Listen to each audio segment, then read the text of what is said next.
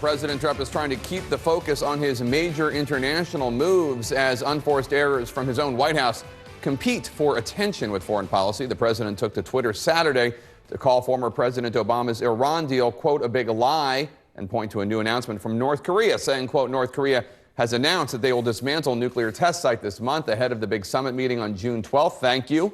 A very smart and gracious gesture, unquote. International stability may now depend upon President Trump's negotiating prowess.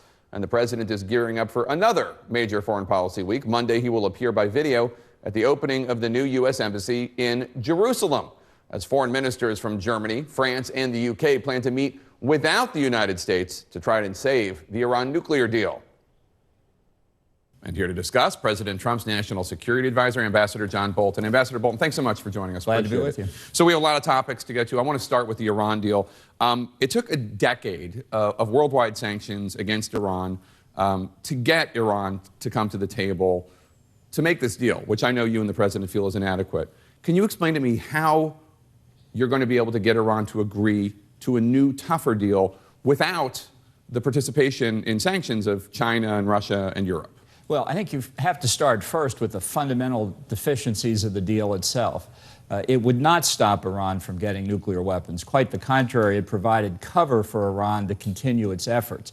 And if it had continued, it would have given Iran extraordinary economic benefits without any guarantees of Iranian performance. So the rationale for getting out of the deal is that it was contrary to American national security interest when we entered into it, and it hadn't gotten any better with age. Can I just poke for 1 second? When you say it provided cover for them to create a nuclear program, you're talking about the sunset provisions that allow Iran, I'm just seeking clarity here, that allow Iran in 7 or 8 years to commence again a nuclear energy program? Well, I think the sunset provisions were clearly a mistake, but I think Iran had never made a strategic decision to give up nuclear weapons. I think it was testing the limits of the deal's provisions, exceeding them in some cases. Its ballistic missile program, which continued essentially unchecked, was proof that what they were seeking was delivery systems for the nuclear weapons. So the president has to make a decision where America's national interests lie, and it did not lie in continuing this deal. Now, the consequence of the United States getting out of it is to reimpose all American sanctions as they were before the deal came into effect. And I think what we've seen is that Iran's economic condition is really quite shaky, so that the effect here could be dramatic. And I think there's another important point here that the president has made. Because of the deal, Iran was able to take advantage of turmoil in the region to advance its interest all across the Middle East, in Iraq, in Syria, in Lebanon, in Yemen, so that the consequences of being able to sell Iranian oil without restriction on the international market were providing them resources not just for their nuclear program, not just as the world's central banker of international terrorism, but conventional hostilities across the region as well. Okay, so I take your point on that, but still, the United States imposing economic sanctions is a far cry from the United States and China and Russia and Europe imposing economic sanctions. The U.S. essentially, at least as of now, going it alone. How will that force Iran back to the table? But we're not going it alone. We have the support of Israel. We have the support of the Arab oil-producing monarchies and many others. And the consequences of American sanctions go well beyond goods shipped by American companies. Because of our technology licenses to many other countries and businesses around the world, as those sanctions kick in, it will have an even broader effect as well. So President Trump said this week that, quote, any nation that helps Iran in its quest for nuclear weapons could also be strongly sanctioned by the United States. Is the United States going to sanction European companies that do business with Iran? I think the issue here is what the Europeans are going to do. If they're going to see that it's not in their interest to stay in the deal, we're going to have to watch what the Iranians do. They'd love to stay in the deal. Why shouldn't they? They got everything they wanted from the Obama administration. But I think the Europeans will see that it's in their interest ultimately to come along with us. With all due respect, I've been speaking to European diplomats, and that's not the impression I get. Well, that's not the impression now. They say they're going to stay in the deal. And they may try to do so, in part because I think despite the complete consistency of President Trump in his opposition to the deal. Opposed to it as candidate Trump, opposed to it as President-elect Trump, opposed to it as President Trump. Many people, including apparently former Secretary of State John Kerry, thought that we never would get out of it. Now, I don't know how to explain why people could miss what the president was saying. So I think at the moment there's some feeling in Europe that they're really surprised we got out of it, really surprised at the reimposition of strict sanctions. I think that will sink in, and we'll see what happens then. The president's very clear. He wants to discuss the larger threat posed by Iran around the region. And this is what he discussed with President Macron. He's talked about it with Chancellor Merkel. He's talked about it with Prime Minister May. Not just Iran's nuclear threat now, the threat in the future, the ballistic missile programs, and the instability that Iran is causing around the region. But with all due respect, I didn't get an answer to the question. Is the U.S. going to impose sanctions on European companies that continue to do business with Iran? I think I did give the answer. Well, you said we'll see. The answer is it's possible. It depends on the conduct of other governments. Okay. You've repeatedly pushed, before you were National Security Advisor, for regime change in Iran. I know that that is not the current position of the United States government, but are you behind the scenes pushing for it to become the position of the United States government, regime change? Look, let me make a general subject on that statement that I've made on other competing networks of yours. I've written and said a lot of things over the years when I was a complete free agent. I certainly stand by what I said at the time, but those are my opinions then. The circumstance I'm in now is that I'm the national security advisor to the president. I'm not the national security decision maker. He makes the decisions, and the advice I give him is between us. Is it fair to anticipate that the advice you're given is matched with the advice that you gave the United States when you were a free agent? See my previous answer. Well, let me ask you about another thing that you've pushed for in the past, which is a preemptive strike against Iran's nuclear facilities. What might prompt such a preemptive strike by the U.S. government? Same question, same answer. Well, this is not theoretical. I mean, it's possible that Iran is going to resume its nuclear weapons program given the United States withdrawing from the deal. A warning to the Iranians about what they cannot do without risking a preemptive strike is certainly within your current bailiwick. Right, but I'm not going to speculate on what those steps might be. The president has, I think, very clear policies now, both with respect to North Korea and Iran. Those are the policies we're pursuing. Just yesterday, an Iranian military commander told reporters that Trump's decision would, quote, speed up the annihilation of Israel. Now, Iran is obviously a bad actor in the region, and Iran is responsible for its own behaviors. But I wonder, do you think the U.S. withdrawing from this deal has changed the calculus of the thinking of the military commanders and other leaders in Iran as to being more aggressive when it comes to cyber attacks, attacking Israel, or whatever? Well, I think they've been plenty aggressive enough under the deal. That's part of the problem. If you look at the enhancement of Iran's strategic position in Iraq, in Syria, in Lebanon, the arc of control that they're seeking to construct with conventional forces all the way from Iran to the Mediterranean. If you look at what they're doing in Yemen to support the Houthi rebels, to gain a position of control there behind the lines, in effect, of Saudi Arabia and the other oil-producing monarchies, they have used the obsession with the nuclear deal to continue to expand and threaten dominance throughout the Middle East. I think getting out of the deal says to Iran, those happy days are over from the U.S. perspective. Let's turn to North Korea and the summit between President Trump and Kim Jong-un, now less than a month away. I want to talk about the goals of this meeting. North Korea said it intends to denuclearize. President Trump was asked recently what that means to him. Take a listen. On North Korea, you said you believe in complete denuclearization. What does that mean exactly? It means they get rid of their nukes. Very simple. They get rid of their nukes, and nobody else would say it. Okay, obviously, there's a little bit more when it comes to the demands that would be met in an actual summit.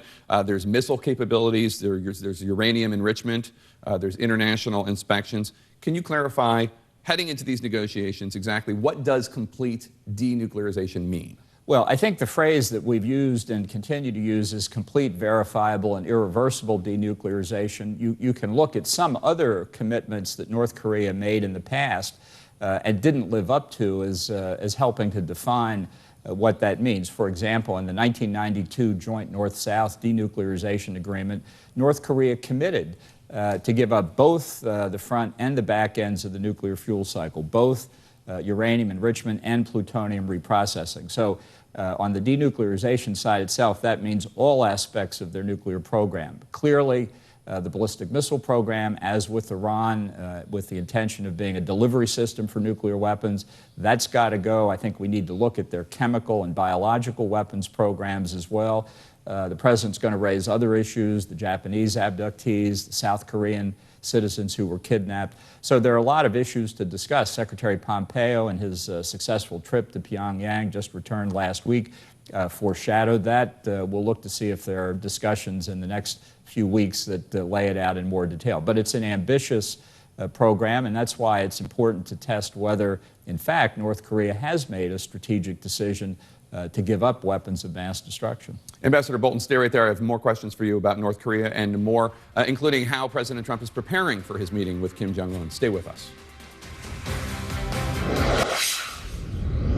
And we're back with U.S. National Security Advisor John Bolton. Ambassador Bolton, we were just talking before the break about the summit with North Korea. I know that you and President Trump have made it very clear that reducing American troops in South Korea is not on the table. So what is the U.S. prepared to offer North Korea in exchange for denuclearization? Is it just sanctions relief? Might there be an embassy in Pyongyang? Might there be economic aid? Well, I wouldn't look for economic aid from us. I think what the prospect for North Korea is to become a normal nation, to behave and interact with the rest of the world the way South Korea does. And if you've ever looked at a map of the Korean Peninsula at night or a picture of the North Korean Peninsula at night, the contrast between North and South Korea is the most stark of any. Lights, darkness. Exactly. You can't tell North Korea from the Yellow Sea or the Sea of Japan on either side of it. So the prospect for North Korea is unbelievably strong if they'll commit to denuclearization. That's what the president's going to say. I think the vision is clear, and we'll see whether Kim Jong-un is up to it. A great moment a few nights ago when Secretary of State Mike Pompeo brought back the 3 American prisoners from North Korea. I do want to point out, in 2009, when former President Bill Clinton went to North Korea during the Obama years to argue for the release of 2 American journalists who had been captured by the North Koreans, you wrote in a Washington Post opinion piece, quote, "In Pyongyang's view, the 2 reporters are pawns in the larger game of enhancing the regime's legitimacy and gaining direct access to important U.S. figures. So the Clinton trip is a significant propaganda victory for North Korea, whether or not he carried an official message from President Obama."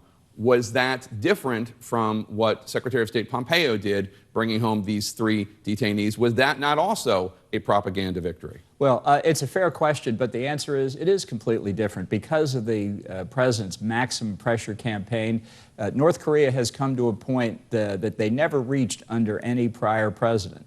And I think what they did here was concede that holding these 3 Americans as pawns in a propaganda game wasn't getting them anywhere. So they came out without precondition. It was the right thing to do.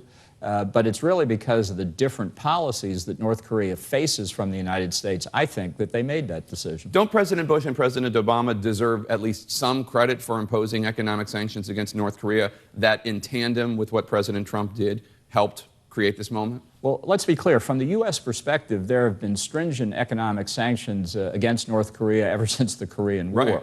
But they've gotten worse and worse. What we've done internationally over the years is ratchet up the pressure, but they've never reached the level, particularly of Chinese cooperation, that Kim Jong-un has faced. And I think the combined effect of all that, together with having a wretched internal economy to begin with, has brought us to the point we're at now. How is President Trump preparing for this summit? Obviously, he is somebody who prides himself in deal-making, but sitting across the table from Kim Jong-un is going to be more different from anything he's encountered, much different from Chuck Schumer, much different from Nancy Pelosi. I mean, I can't. I'm sure they'd be glad to hear that too. But I don't think you disagree with it. But I mean, this is something that he's never faced before. Well, and neither has any other American president. So his preparations have actually been extensive already. He's talking to a lot of different people, foreign leaders. He had an extensive conversation with Xi Jinping of China earlier this week. He's consulting with all of his advisors. You know, I've been on the job about 5 weeks. I would say that Iran and North Korea have probably taken up over half of my time, and a lot of that obviously is helping him make the decisions and get ready for these meetings. So I think his preparations are very intense. People have said, well, you can't prepare in such a short time for such a momentous meeting. I had exactly the opposite reaction when I first heard about it. There's real utility in bringing these two leaders together, let them see each other and decide, in our case, whether we judge that Kim Jong-un has made a strategic decision to give up nuclear weapons. Dragging this out just gives the North Koreans more time, if they are dissembling, to continue to make progress on their ballistic missile and nuclear programs. Let's get the two leaders together and see what happens. Let me be optimistic and say that he achieves some sort of treaty agreement. Is it then worth President Trump bringing it to Congress to affirm the treaty, to vote the treaty into law, which would, of course, be a complete contrast with the way President Obama negotiated the Iran deal, and would give it the added benefit of making it so the next president can't undo it? Well, it's entirely possible we'd proceed that way. We're still thinking about the different alternatives, so I wouldn't want to foreclose the president's options. But it's been one of the criticisms of the Iran nuclear deal, to be sure, that a deal of that level of consequence was not given to the Senate, as many people think the Constitution provided. I want to ask you about Senator John McCain. In a private meeting this week at the White House, the information leaked out. Special Assistant to the President Kelly Sadler reportedly joked that McCain's opposition to CIA nominee Gina Haspel didn't matter, quote, because he's dying anyway. As you know, Senator McCain is battling brain cancer right now. It's a pretty horrific remark. You've worked with Senator John McCain. My understanding is you have a decent relationship with him. How do you feel about that comment, and why won't the White House apologize? Look, I wasn't in that meeting. I don't know what was said or what was done. I'll just say this. John McCain came to my defense in 2005. When my nomination to be UN ambassador was under criticism. He and I didn't know each other very well at the time. We certainly didn't agree on each and every position that he or I had taken, but he spent countless hours trying to help me out, and much of it was behind the scenes. There was no political upside for John McCain in that effort at all, but he did it because he thought I was being treated unfairly. I'll never forget it. I'll be grateful forever, and I wish John McCain and his family nothing but the best. Meghan McCain said, the thing that surprises me most is I don't understand what kind of environment Kelly Sadler's working in when that would be acceptable and she could come to work the next day and still have a job. I've just given you my view. But doesn't the White House have an obligation to apologize for this horrific remark? I've said what I'm going to say on the subject. All right. Ambassador John Bolton, we really appreciate your time. Thanks so much. We hope you'll come back. Glad to be with you. Democrat